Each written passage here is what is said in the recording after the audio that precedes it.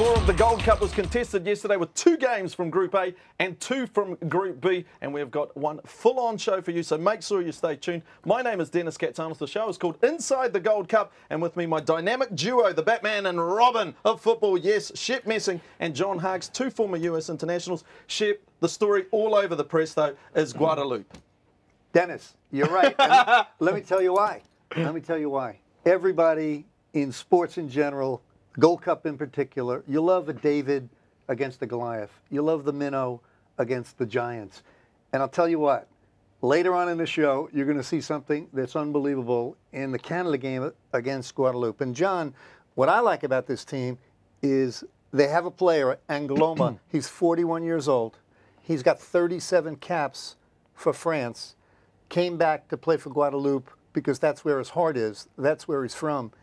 How do you feel when a team goes in? They really have everything to gain, nothing to lose. Well, I think you just kind of said it in a few words there. You're talking about heart. You're talking about heart and soul, but you're also talking about freedom of expression.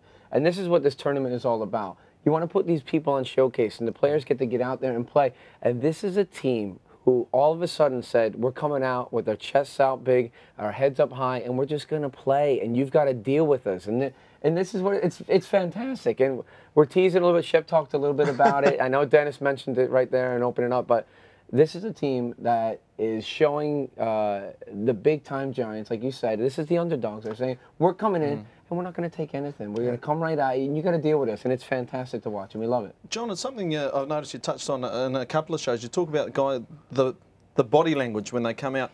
Can you tell quite a lot from the game, even before the guys get out on the pitch, how they come out to the anthems? You know, Dennis, absolutely, and it's a good point, because you can tell not just from a player, just from his mindset and his approach to the game. And we talk about preparation, how important it is, and all the young players out there, you better listen to this, because Shep Messing will tell you as well. Even when he saw me when I was playing, he would always say, hey, pick yourself up, head up right away when you make mistakes. It's all about them thinking about, we don't care about the mistakes, it's how we play together.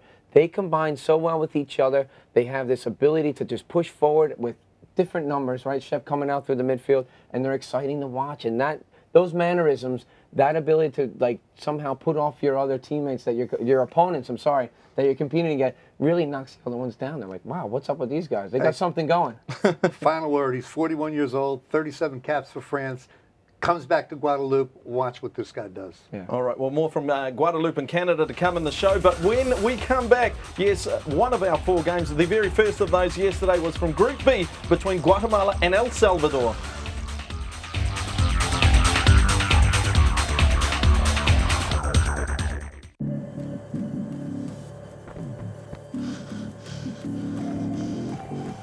At the Gatorade Sports Science Institute, we test athletes in the lab.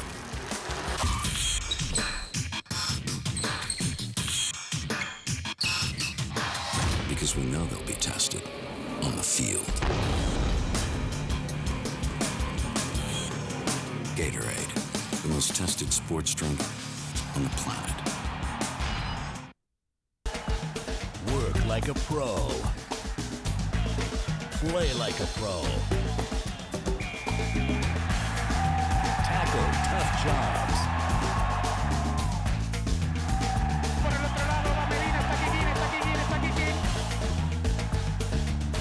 Dominate the game. Destroy the competition. Go professional. Choose Makita.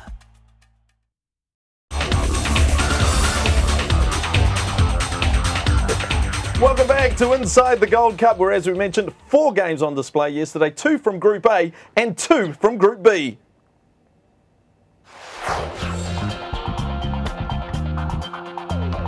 Yes, in Group B, the standings had El Salvador at the top, ahead of the USA, with Trinidad and Tobago and Guatemala still searching for their win.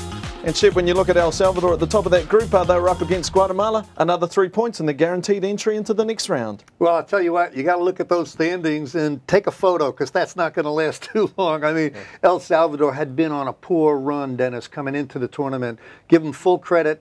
But what I love about the second games in group play, it gives you a barometer of the team you played in the first. So they beat Trinidad and Tobago 2-1. This is a whole new test against Guatemala. John, as Shep mentioned, 2-1 over Trinidad and Tobago. Would El Salvador go into this game with quite a bit of confidence on their shoulders? Yeah, I think so. I mean, I think the one thing that they've got to do is they've got to change their system of play, and in terms of pushing a little bit more numbers forward. If they're going to go for the win, then they've got to be crucial in terms of their balls playing forward, and they got to have numbers ahead of the ball. I mean, that's it. But this is a team that's got to go from confidence from their last game. If they've they're not playing too well, but they want to be at the top of the group with the USA, they've got to get the results. Well, let's have a look at the lineups, starting with Guatemala. One player to look out for, Contreras. Well, Contreras, we're looking for somebody on this team from Guatemala to give some support to Carlos Ruiz. Ruiz is the go-to guy, but John, you can't leave him alone up top. He's got to get support out of the midfield. Yeah, I know. Look, he needs about 15 players to support him, Chef, because I'm not a big fan of Ruiz. I mean, Ruiz, he's the type of player that can be very dangerous. If you fall asleep, he'll lull you to sleep, or he'll put you off your game. He'll get inside your head. But yeah, Contreras is a very good player, and they need some more players that can play off of him and maybe get him involved in the game a bit more. Conversely, this was quite interesting. Shep, if we have a look at the lineup for El Salvador, have a look at this. You haven't highlighted anyone, and you said, no. When we have our pre-show discussion, you go, no, we're not highlighting anyone. Why? Well, I'll tell you why. Because I'm not a believer yet in this team from El Salvador. Everybody was average, I think, in the game, except Quintanilla against Trinidad and Tobago. Ronald Cerritos, John and I know him well. Average. I think he's been invisible. So I'm waiting for somebody else, John, to step up on that team. Yeah, me too. And I think, maybe only once in a while there's a few sparks here from Quintanilla. He's able to weave in between a few defenders. Great left foot. Loves to start on the right side and cut inside a little bit. Shep, you talked about him having a good strike. Yep. At times, but he's not hitting the target, and that's the final thing for him. But, this team is, I agree, it's more of a mediocre team. They're a hustle and bustle. They'll try to run at you. They play some quick balls, but they don't have a lot of composure on the ball to be that much of a really threatening side right now. Well, could El Salvador do enough to get past Guatemala and through to the next round?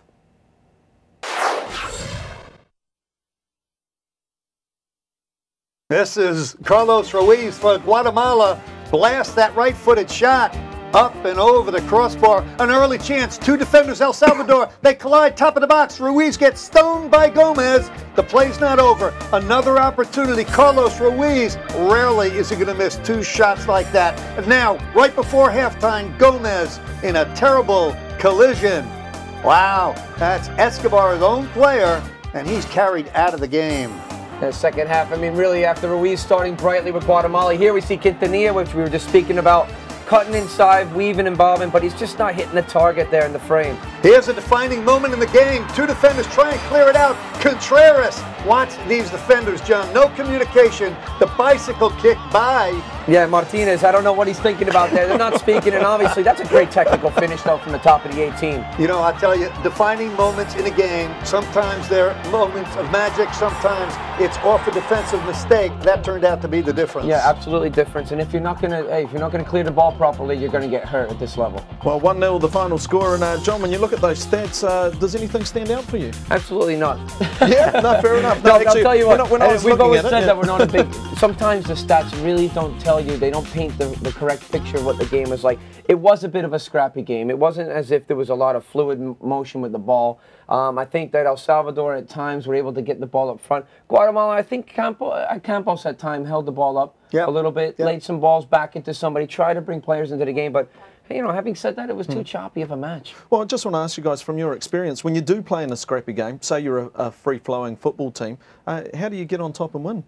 Well, I think first of all, and John knows it because he had skill, but he was also a scrappy player. I mean, Johnny boy. He knew Kiwi. We're talking soccer here. I grew up in a playground. I lived in a shoebox in the middle of the street. Fair enough. But you have to have scrappiness. You have to be aggressive. You have to be able to assert your name on the game. But you need skill as well. And I think we anticipated El Salvador, Guatemala was going to be a scrappy game. The difference is a moment of brilliance. When you get an opportunity, you have to finish. We both were surprised. How many times has Carlos Ruiz one-on-one with a goalkeeper? Gomez stopped him twice. Absolutely. And look, and I'm not taking anything away from Gomez. He's a good goalkeeper. No, he put himself in good position, Shep, and that's the first thing that you always analyze as a goalkeeper. Like, at least he's being big. He's coming out there. He's making the striker make a decision early. But Ruiz, again, people talk about Ruiz like he's this, he's that, he's great, and he's not finishing. If you're not finishing, then you're not being a striker. That's what you're paid to do. Yeah, Contreras, look, that's the definition of, for me, John, he was pretty invisible for most of the game. Yeah. Did his job, didn't stand out, but... Reminds me of Bruce Murray. Bruce Murray, the U.S. team. You wouldn't see him in 87th minute. He'd pop up and scored a goal, and those are the guys that are important to you, right? So Contreras, hey, fair dues to the boy. He's done a good job. He's put the ball in the back of the net. Yeah, and that's the difference in the game. Do you think the lack of communication at the back, we saw a few defensive slips, might have been because they haven't had a lot of warm-ups going into this tournament? Well, possibly, but I think what we're seeing from both the teams, Dennis, you know, whether you speak about El Salvador or even you talk about the USA at times. I mean, there's a lot of players that are trying to interact with new players as well that are coming into the sides, and maybe there's some new coaches, which we spoke about as well in the other segments and the other shows. So there's a lot of new faces. Maybe some chemistry is just not there right now. And listen, somebody, and John knows because he was the captain of the U.S.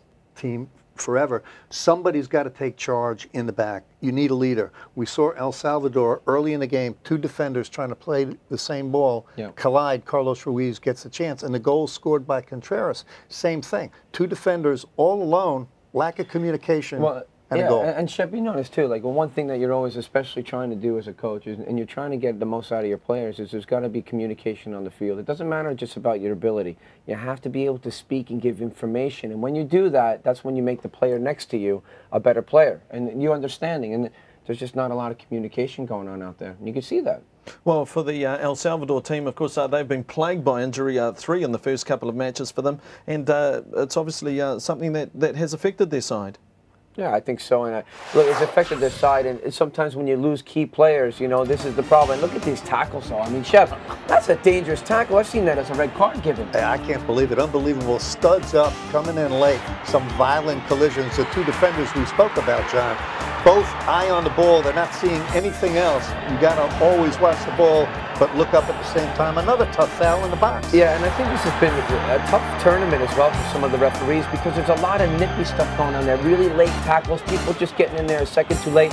This one looks like he might have broken his wrist. I mean, I know, Shep, you were saying about his hand. He got caught in between that. So, look, it's been a tough time for the refs. There's the ride the stretcher. I love that. That's a great one, ride the stretcher. Yes. You know, and this is really hurting their side as well, El Salvador. If you're looking at a team and you're looking for players that got depth, you know, you don't have a lot of players to choose from coming off the bench. And when you're trying to get players on there and you've got a lot of, you know, new faces like we were just talking about, the chemistry might not be there. When you start having 1, 2, 3, 4, 5 players getting injured, it's going to hurt your side, especially when we all know tournaments like this, it's not a sprint. I mean, it's it definitely is a marathon. And Dennis, you know, John knows as a coach now, this really is a factor that the Gold Cup intensity is there. As a coach, all you could, as a player, you get hurt if you don't go 100%. So these players are going 110% for the ball. The intensity of the Gold Cup tournament, there's nothing you can do. Injuries, collisions, part of the game. Bono from U2 always says, if you're going hard, you won't get hurt. That's right. It's a brilliant song. But anyway, let's go.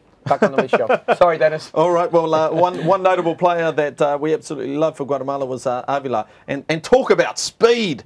Yeah, he's got loads of pace. And the one thing about Avila as well, this is one of probably the most efficient players that this team has because he came on as a sub. Yeah. Hi, fantastic guy. He came in right away, Shep, and we talked about posturing, we talked about your attitude. When you come onto the pitch, make a difference. And this is what he actually does. Here's the first play, Shep, we were talking about. You love this guy. I love any player that's got speed that can get wide because if you've got Carlos Ruiz in the middle of the field, you've got to spread the defense. Avila all over the place, using his speed, getting into the box on a set piece. Header is cleared off the line by Martinez, but speed kills. I like teams that can play wide and spread the defense. And the thing is that's important too. And look, maybe, you know, we've talked about players with pace as well, but you've got to have something on the end of it. And I think what Avila did is not only did he have the pace, but he was a very dangerous player because he now started to attract 2 players at a time. So they had to double up, which means when you send another player over there, somebody else is going to have a little bit more space. And if you're smart, you're getting the ball off your feet early and you're finding those players in good spots in the field. And that's what he does as well. Well, the second game from Group B in the City of Angels was between the USA and Trinidad and Tobago. When we come back, we'll have a look at that one.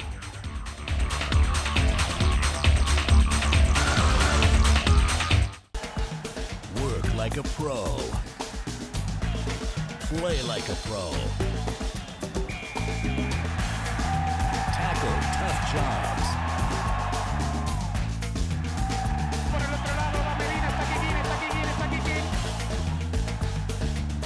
dominate the game.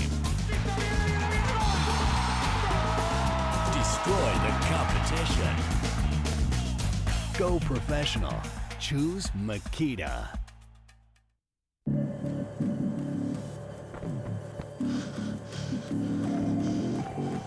At the Gatorade Sports Science Institute, we test athletes in the lab.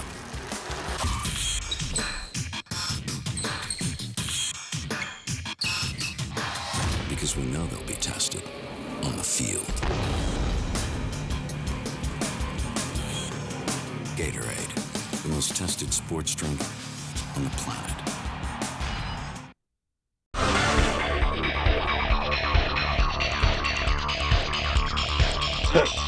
This is Inside the Gold Cup, the technical analysis show during the period of the tournament, and the second game in Group B was between the USA and Trinidad and Tobago, and the one word for Bob Bradley is changes. Shit.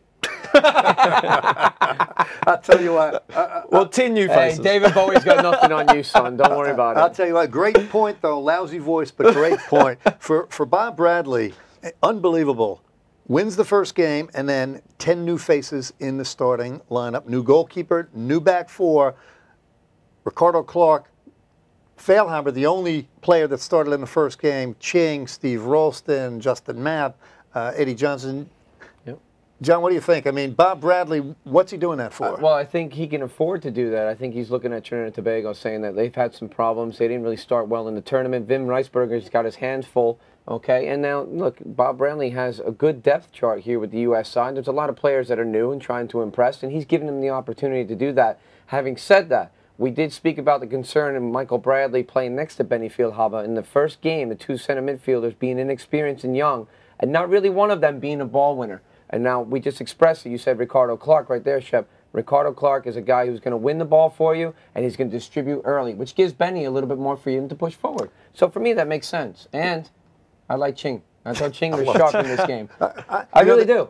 No, me too. There's so many things I liked about it. And, you know, I agree with you. It starts in the midfield. In the midfield, you need ball winners and you need playmakers. And Ricardo Clark tucked in with Failhaber or Bradley. Yeah. I like Ricardo Clark.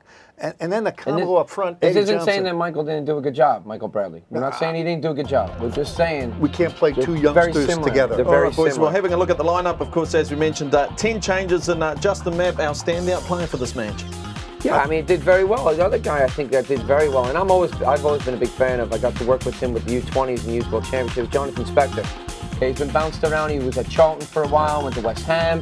I mean, I think he's a very good player. He's strong, he's physical, he's got some height as well, but he's good with his feet. I totally agree, and Bob Bradley has so many good options, and with that totally different lineup, this is what he faced against Trinidad and Tobago. And Spahn, you know, you look at Spahn, the free kick goal he scored in the first game, unbelievable. And Wim Reisberger, I mean, his team is in turmoil. I don't know about the rest of the lineup. No, I mean, like Noriega's in there. He's a hard player. He can actually push into the midfield when he wants to. But this is a team, I think, that's still in a little bit of disarray. They've had some problems. We talked about it before the tournament even started. They didn't have their full side because of all this pending lawsuits that they have against the Federation. They were missing about 16 players from the last World Cup. They've got players stuck in airports because of visas. I mean, it's not like Wim has really boatloads of players that he can choose and select from. So this is a team that has to somehow put it together on the field, and they're having a tough time playing against a good, talented U.S. side. Well, could all the new faces for the USA get the result against Trinidad and Tobago?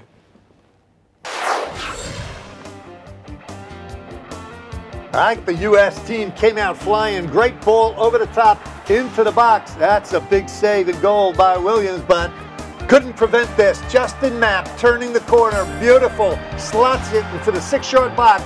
Brian Ching puts it away. Yeah, this is what we're talking about. We got some pace from Justin Mapp. He's able to take his first touch. Here's another great play as well. Getting forward here. Trying to chip the keeper just a little bit wide. Frankie Simic from Sheffield Wednesday. Getting a shot with the USA boys, eh? Well, Casey Keller finally had to do something. Corner kick bending into goal. Keller punches it out. Second half kicks off here early again. Justin Mapp, so dangerous. Look at Chingy getting in there. What a great save, huh? Look at Trinidad and Tobago getting down. Well, they couldn't do it forever. Landon Donovan, all alone, into the box, looks up to his left, finds the speedy youngster Eddie Johnson. That's all over. Landon Donovan in an open field. He is impossible to catch. Eddie Johnson put it away. Oh, it's an absolutely, he's already, I mean, basically, they wrapped that up, gift, and put it on the doorstep for Eddie. All he had to do is side foot that away. But again, Benny Fieldhopper, he's putting balls in behind for Ching. He's putting balls in for Landon Donovan. He's an orchestrator in the midfield. I mean, I've been a big fan of Benny's as well. Ziggy Schmidt, if you're watching, I know you coached the U20s. You like Benny. So, hey, good fan. I like him. I think Bob Bradley has pleasant problems. I love the way Eddie Johnson played up top. I love the way Brian Ching has not been playing well this season in Major League Soccer. Right, yeah. I thought he was dynamite in this game. Yeah, I mean, he's just not finding the back of the net, and that's exactly what Shep means. He hasn't been busy enough with the Houston Dynamos, and right now, today he looks sharp right from the get-go. I mean, in the U.S., really, we're busy in the first 3 or 4 minutes. I mean, he could have been on the score sheet early. So this is a good start from them against Trinidad and Tobago in the second match. And again, like Shep said, he's able to take players, put them on the bench, and say, I want a whole new change of formation, different personality, some characters out there. Let me see what these boys can do. And he can afford to do that in this particular group. Now he sits at top at the 6 points. So. Well, one thing that was incredibly noticeable for the USA was the speed of the play and the speed of some of the players. Well, there's no question the U.S. team is athletic, they're strong, and they're fast. That's a great ball over the top. Springs the player into the box, and look at this again, the timing of the pass. And shot forced wide by the goalkeeper. This is a player you love, Justin Mapp. I think Justin Mapp, he's been very inconsistent. Still a younger player. He's got to be more consistent throughout the 90 minutes, but the pace is there. And then look at Landon. Landon's all about one. Benny Fieldhopper finds him back again. Boom. Find this one, Landon. Thank you very much. Pace and quickness, head up play, lays it across. Really, no chance for Jen. Michael Williams, I mean, he made a great save on the back post from Ching in the second half, right in the beginning there. Great save down low. You love that keeper that can get down like that, but he doesn't have a chance really with that one. No, and we talk about this U.S. team. There are teams in this tournament, John, and I'm sure you would agree, with better technical skill on the ball than the U.S. team. Oh, yeah, I think so. Mexico, Costa Rica, there are a lot of technical teams, but I think the U.S. advantage is speed, strength, tactical awareness, and depth. Yeah, I agree with you there. I do think we do still have skilled players. Don't get me wrong, but I mean, when we compare them to like a Mexico who can play in tight spaces quickly in the triangles and all that, they've always been able to do that. Although I'm just trying to say this right now. I don't think Mexico is as good as everybody thought they were. And maybe it's because Hugo Sanchez has put them on the pedestal too high. Or maybe we're going to be champions of the world someday, he said in one of the quotes in the post game the other day. So I'm sorry, pal. And going back to the U.S. again, technique, moving off the ball, playing for each other, organized. This is great, but it's against Trinidad and Tobago. Don't get your hopes up too high, son. You got to play against the world beaters, right? We're not playing the world beaters, but they're doing well in the Gold Cup, and that's what he wanted to focus on. This is a new coach in a new situation. He wants to get results. He's getting them. I'll be very curious to see what lineup Bob Bradley puts on the field now. Two totally different lineups, two very different lineups. Now he's got to mix and match, figure out what his best starting 11 is. Yeah, I mean, it's good. He's got choices, right, Shep? I mean, this is a thing. Maybe he can even take some of the boys from the first game, some of the boys from the second, kind of mix them up again, might get Michael Bradley back in there again, and maybe have Ricardo play again behind him a little bit, maybe even give Benny a rest, maybe going into the next round. He's got to think about these things, too, who he's going to, you know, players might be pulling up a little injuries here and there, so he's got to take care of some of the guys going into the next round. Well, aside from the speed of the USA, another noticeable feature of the game was a couple of calls from the assistant referee. Yeah, I usually really don't get on the referees. It's a tough game to officiate, but look at some of these calls in the USA-Trinidad-Tobago game. That was ruled offside. Referee's assistant, top of the screen, is going to raise his flag. Look at the run. Look when the ball is released. Sorry, he was in an onside position. And he wasn't just against the U.S. Made the same identical call. Watch Trinidad and Tobago, top of the screen, same referee's assistant. He's going to raise the flag. Hey, sorry, guy, you got that wrong. If anything, FIFA mandates, benefit of the doubt, give it to the attacking team. Absolutely. And the worst thing about it, too, is that you're not really giving the team a rewarding situation. I mean, you know, these players are moving off the ball, they're working hard, and when they finally do find that opening and get behind the defense, it's about the timing of the technical pass, first of all, but the vision and the run off the ball that really makes this play come together. And to really have bad calls like that, it takes away from the love of the game. You want to see those chances go in. You want to see the guys go one-on-one, not goalkeepers. Yeah, sorry, yeah. Goalkeepers don't want that. They don't want that. Yeah. Shep Messing's saying, well, actually, what are you What do about? Hey, John, we give up a goal. What's the first thing a goalkeeper does? We look over. Right? Flag up, flag up. Exactly. Exactly. Well, having a look at the standings, the USA continue their undefeated run in group play with El Salvador in second alongside Guatemala and Trinidad and Tobago. It's a tough road for them, isn't it, gentlemen? No, absolutely. I mean, like we said, Vin Ricebergen came into this tournament not really with high expectations, I don't think. You know, we're talking about a teammate of Shep's playing at the Cosmos from years ago, but I think he's got his hands full. I mean, Guatemala I've really been disappointed with, though. I mean, they're only second from bottom. They haven't really come out and played very well. U.S. up there, El Salvador getting some results, so anything to play for going into the next matches. Yeah, it's a scrappy group, and again, we've sent our condolences to our colleague Vin Ricebergen. That is not the Trinidad and Tobago team that went to the World Cup in Germany. It's in disarray. He's doing the best he can. Will he bring back Dwight York? Will he bring him back. All right, and speaking of coming back, when we come back, yes, the game we mentioned, the game we flirted a little bit with you about, the game we teased you about, Canada even, and Guadeloupe from Group A at the Gold Cup 2007.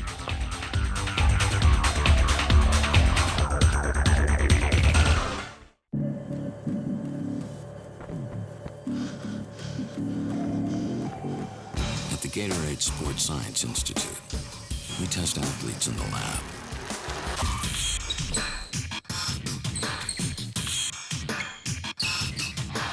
Because we know they'll be tested on the field.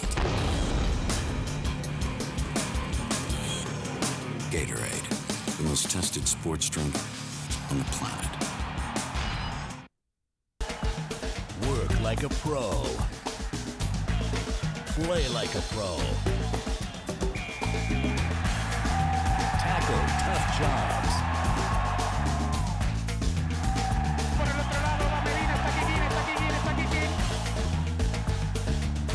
Dominate the game. Destroy the competition. Go professional. Choose Makita.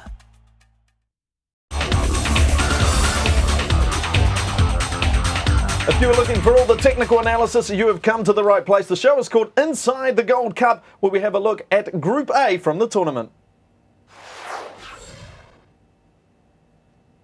Yes, the dream start for Canada. 3 points at the top of the table ahead of Guadeloupe, Haiti, and surprise, surprise, Costa Rica down the bottom. The team that we thought would be the strongest. And for Canada and Guadeloupe, this is the game we teased, Shep. This is the game we talked about. One of those historic games. One of those games where the David and Goliath, where David could possibly come out on top. I can't tell when he's being sarcastic or not. But I was trying not to give it away too much, and then I thought, oh, I'll give him a little hint. I'm excited. I'm excited because anytime you have Canada, I really don't know what they have yet. They came out well in the first game. I think they could be strong. Guadeloupe, I was shocked, really, that they did so well against Haiti. But this is a game, great anticipation. This group's still wide open. Well, let's have a look at the lineups between these two teams. And the player we noted for Canada, their captain, the man from Tottenham, the man that will take all the responsibility on top of his shoulders, Stalteri. Yeah, I love Stalteri because this youngster, not anymore, but Canadian, starred for Werder Bremen in the German Bundesliga, won a title there. Now he's at Tottenham. I mean, he is big, strong, savvy, good getting forward, anchors a three-man back line. So I think he's a player to watch. For Guadeloupe, the man we touched on, the man with 37 caps for France and, of course, over 100 for Valencia, is Angloma. Well, Jocelyn Angloma, he's a guy that can get inside, get outside, take players on. He's big and strong, he holds the ball up very well, but he also has good vision, so he sees plays ahead really quickly. So, dangerous man, you got to make sure you mark him tight. Well, could Guadeloupe create history against Canada?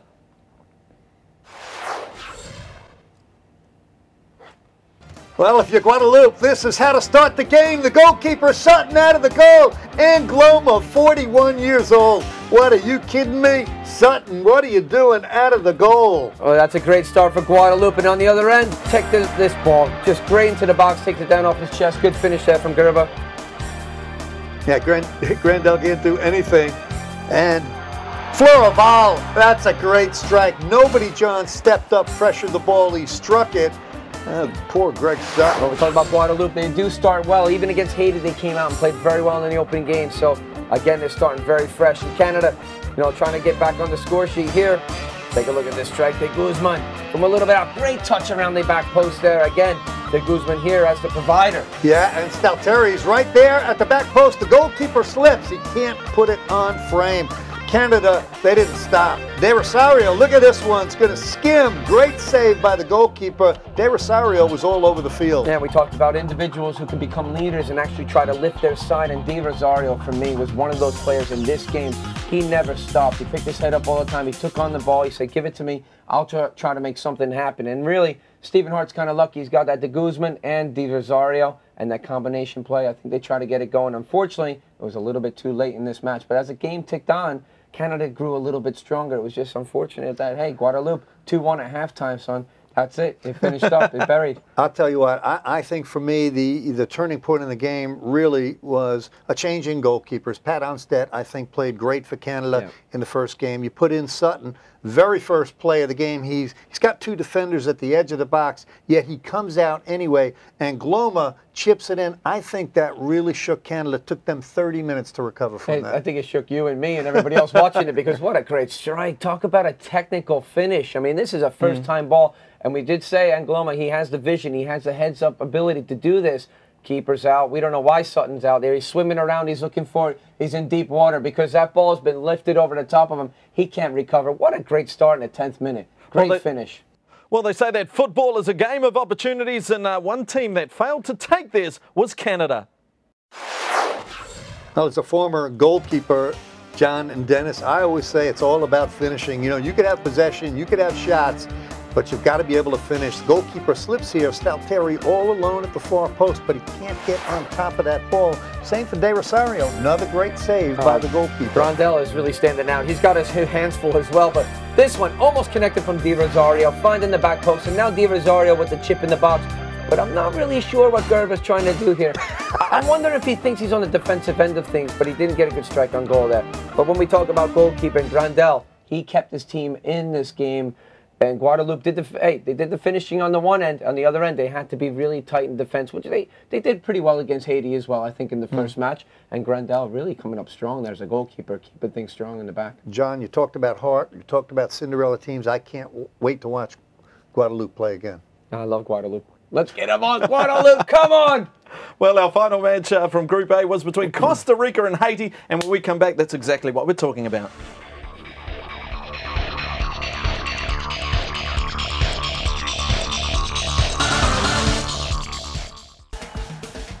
Like a pro.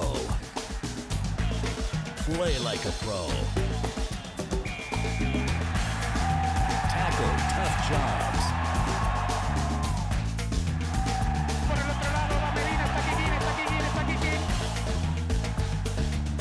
Dominate the game. Destroy the competition. Go professional. Choose Makita.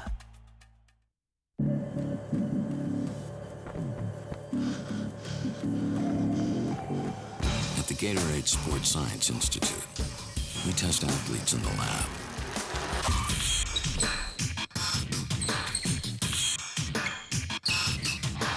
Because we know they'll be tested on the field. Gatorade, the most tested sports drink on the planet.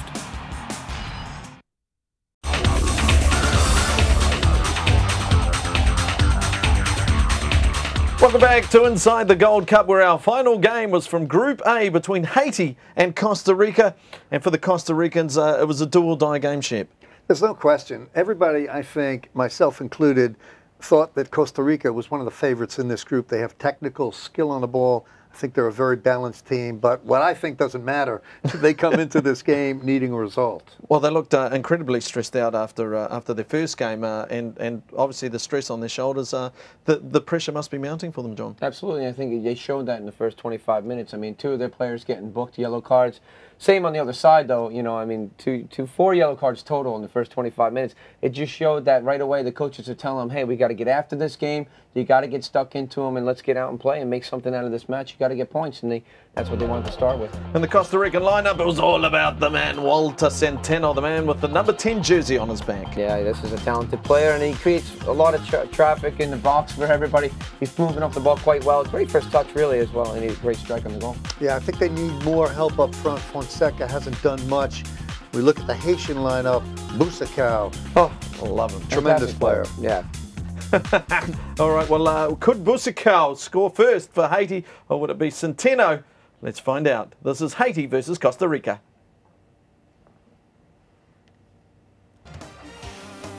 Well, that's Haiti in blue. They're going to get wide right, bending ball in. That ball's dipping on goal. Porras, Costa Rican keeper, touches it over. Then he comes out to the edge of the 6-yard box, makes a save. Other way traffic.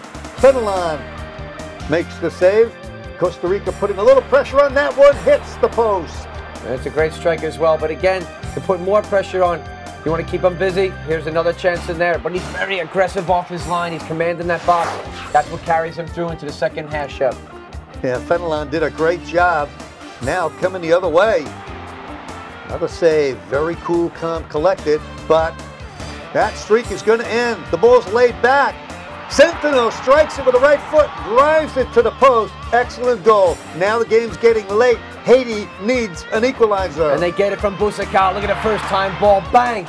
Back in the net. Pick this one out. And it's about time, too. They needed to get back into the match, and that's where they got the goal. Having a look at Costa Rica versus Haiti. 1-1, the final score. 10 shots on goal for Costa Rica, and unfortunately 0 for Haiti, but you can't score a goal unless you have a shot on goal, so I'll give them at least one. How's that, boys? Well done, Dennis. Bit of an error in there. They were sitting there going, what? Did I read They that also right? had 62 corner kicks, but they said they only had 5, so we're not going to deal with that right now. Dennis, you've become a hero. Good one. Good one. Sorry, boys. Now, the one thing that I noticed about Costa Rica, and I just want to go on an emotional note before we get into the technical analysis side, is you boys noticed this, the sense of relief when Centeno scored. There were tears. Medford, of course, sitting on the bench, was sitting there. There was a sense of relief, like a weight had been lifted off their shoulders. Yeah, go ahead, Chip. Sorry. Well, I just have no idea what he's talking about. I have no idea either, but I will say this. This match was well fought. Both teams came out with the passion and the pride from each of their countries. A great equalizing goal from Busacao to get their team back into it. But I'll tell you what, right away from the beginning, they both came out very aggressive, as I said. A lot of yellow cards flying here and then. The referees had a handful. But the movement off the ball, I'll tell you, the shots on goal, both keepers very active throughout this match. Exciting game to watch, Shep. I really enjoyed this one. Well, there's another factor, I think, the passion. These games played in Miami in the Orange Bowl, predominantly Haitian crowd, huge crowd. And John, you know that puts extra pressure on the Haitian team, sometimes too much pressure. Yeah, absolutely. And I think the pressure was too, Shep. One of the first things that we said in the first match was that they didn't have enough attack in the behind, stretching the defense. And this time they seemed to push a little bit more players forward. They had another player playing out of the midfield, making some deep penetrating runs as well, which opened up the game and, you know, made something out of it, created more space for them to play and have that free-flowing football that enabled them to get these strikes on goal, which was nice. And, hey, Shep is happy with the goalkeepers today. Well, Shouldn't do anything about some of those shots, though. Shep, when I was watching this, I was thinking of you. Costa Rica kept pressing and pressing and pressing, but there was one man that stopped their onslaught. Yes, Fenelon, the goalkeeper for Haiti. Well, why are you surprised? I mean, goalkeepers make all the difference in the world. They say 2 even teams, the goalkeeper's going to make the difference. Fenelon, good anticipation, safe hands, collects that ball. Now it's all about angle play, makes himself big coming out.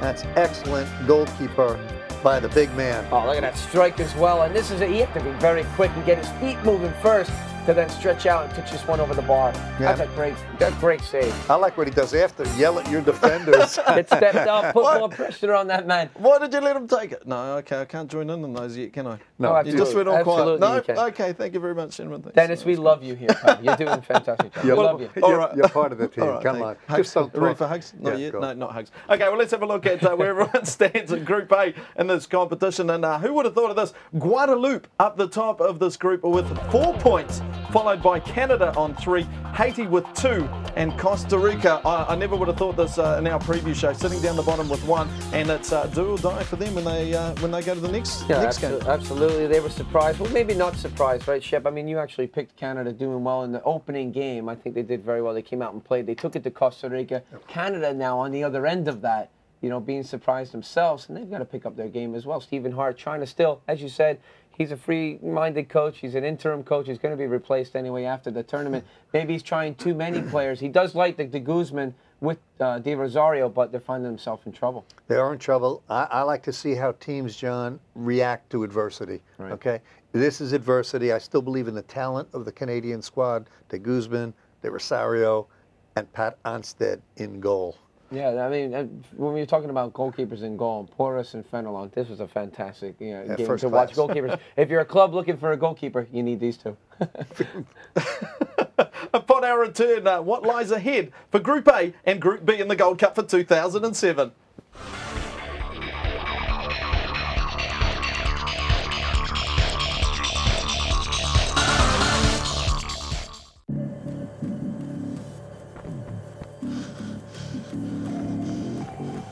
At the Gatorade Sports Science Institute, we test athletes in the lab.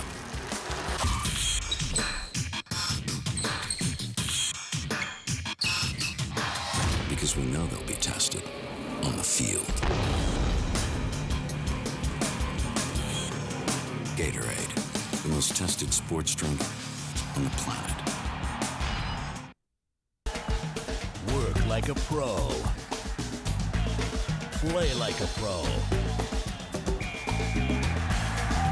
Tackle tough jobs.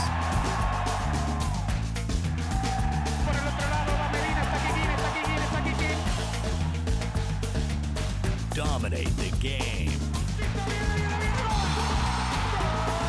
Destroy the competition. Go professional. Choose Makita.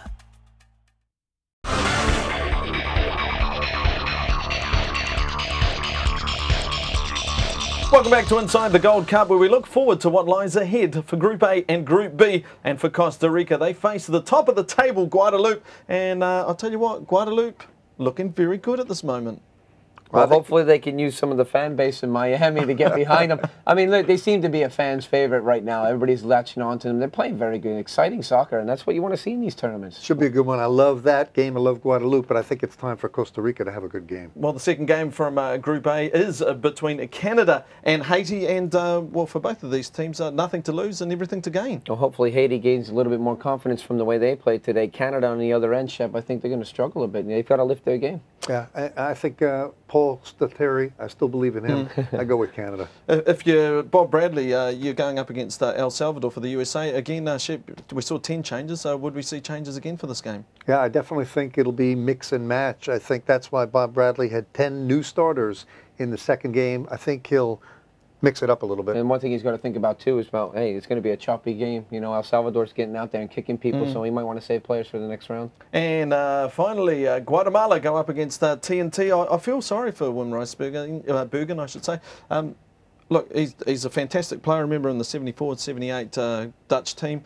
And he's really struggling. You can't feel sorry for anybody because, you know, he takes on the position knowing what he has to play with. You know, these are the things that were thrown at him. So he, you know, when you sign the sheet and you become a head coach, that's what it has. You got to face Guatemala. That's it, man. Get out there and play. Do the best you can. All right, we've got to. Oh, sorry, Shep. No, you're so emotional. I love it. Oh no, I like it. I hate seeing someone, you know, like going home with potentially 0 points. God, you're softy, man. Yeah, I didn't know the Kiwis are so soft.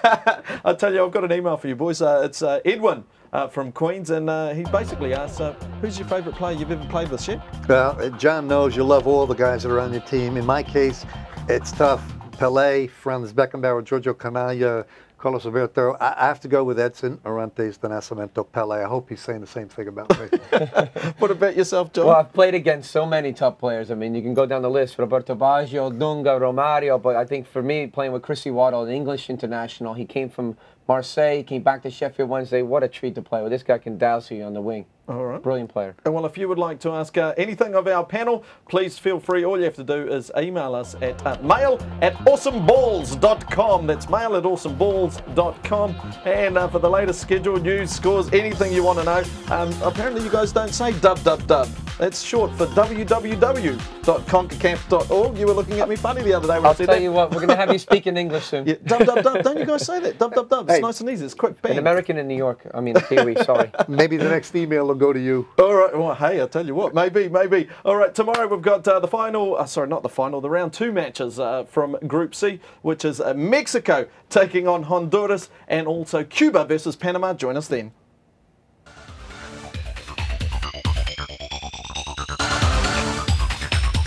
The reproduction, distribution, publication, modification, public display, public performance, or transmission of this broadcast in any manner, in whole or in part, without the express written consent of Concacaf, is strictly prohibited.